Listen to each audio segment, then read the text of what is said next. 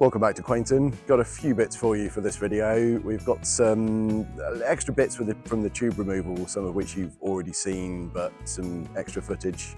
We've got a bearing white metal pour and machine, which is pretty cool. I think we've got some slow-mo footage of that, which is kind of nice.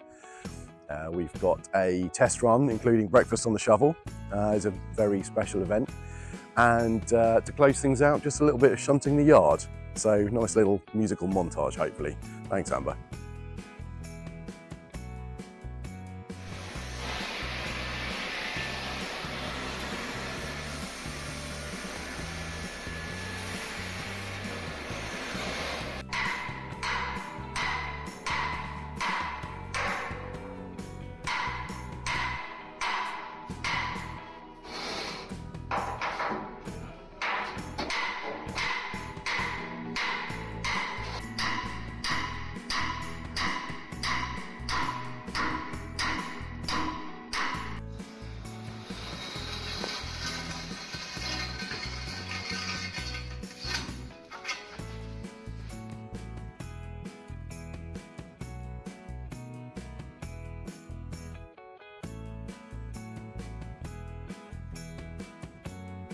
So you're about to see pouring white metal into a bearing. So lots of these bearings are made with a bronze liner with white metal poured into it, and the white metal actually forms the bearing surface.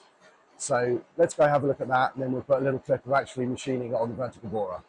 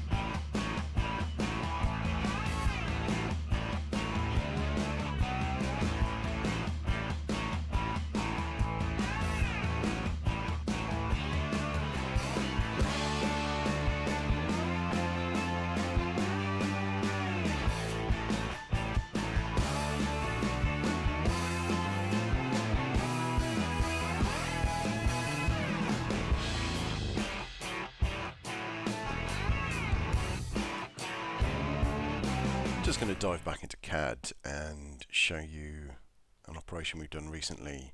Just a little bit of detail on how the big end bearings on these connecting rods work. You've got a bit of an engineering issue here, and then you've got a crank journal that's got something on either end, being the crank webs.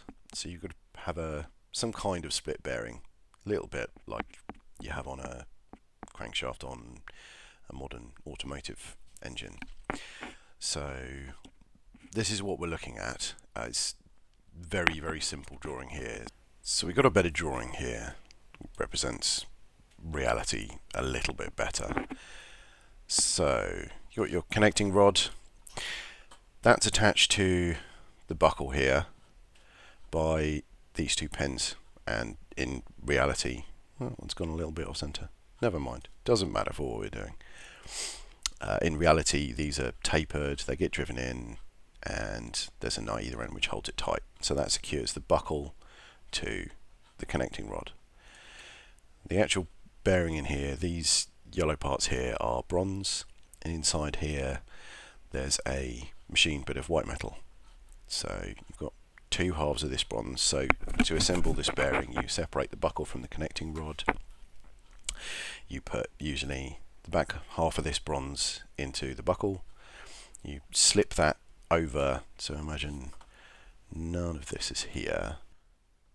So you have that, you slip that over your crank journal. I'm afraid I haven't modelled that in this particular instance, but you get the idea.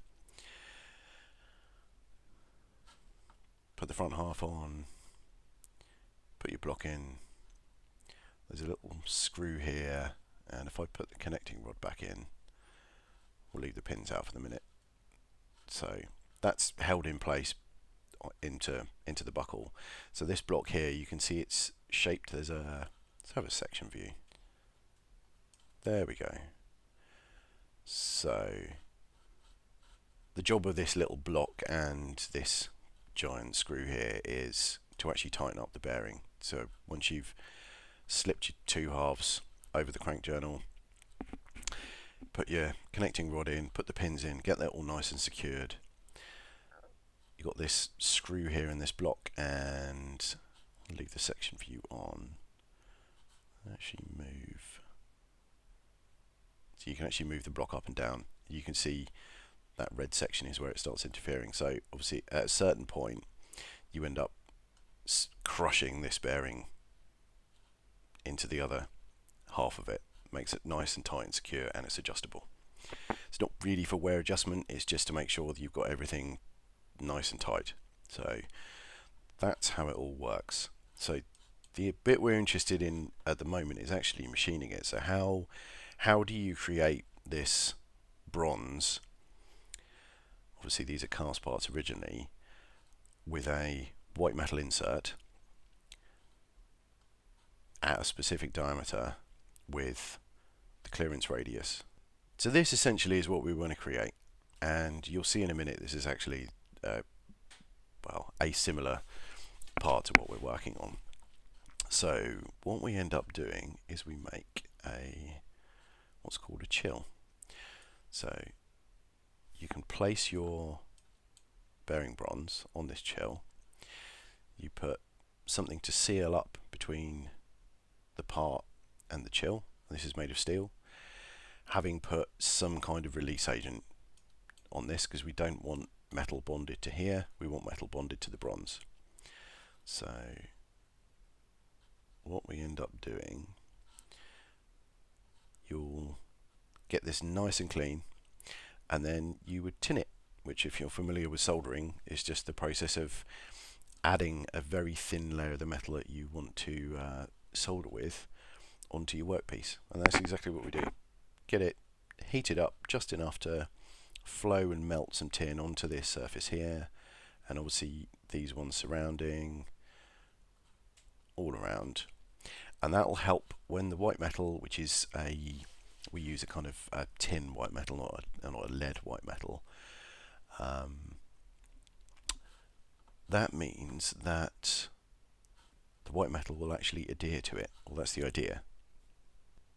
This is what we're aiming for. So you've got your chill here. This blue part is going to be white metal. So that this will get poured in here, makes this nice big thick wodge of white metal, which you can then machine back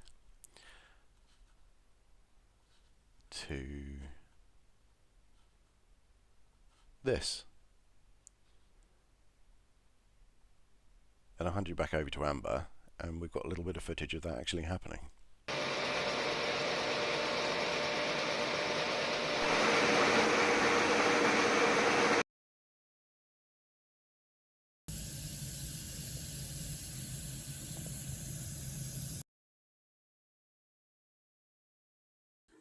Let's get cooking. Breakfast on the shovel.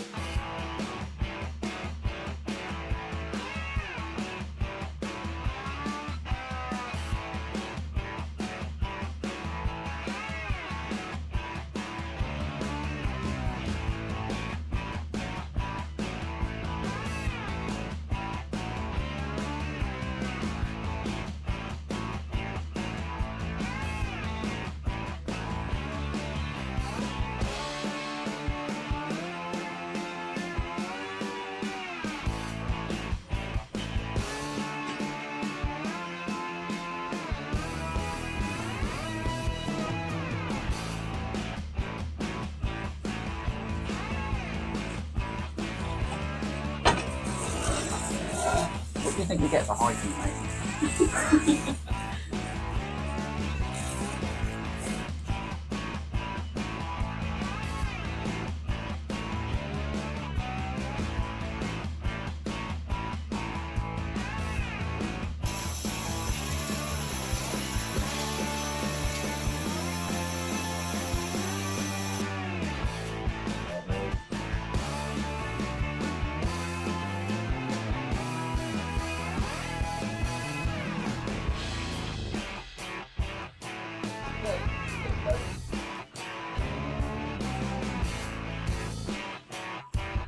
Beautiful.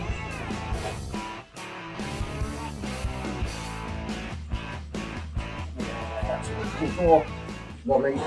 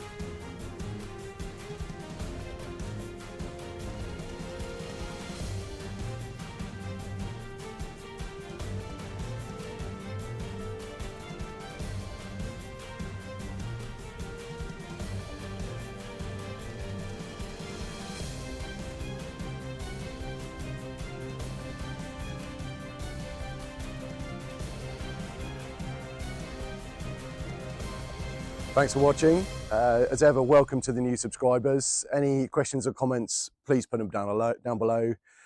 Don't forget to like and subscribe, and we hope to see you again.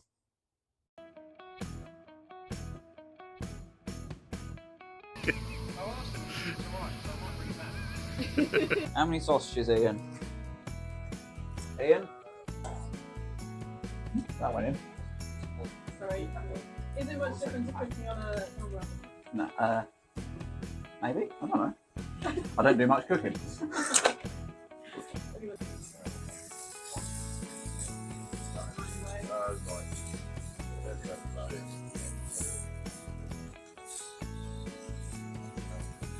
This is not how you're supposed to open a packet of bacon.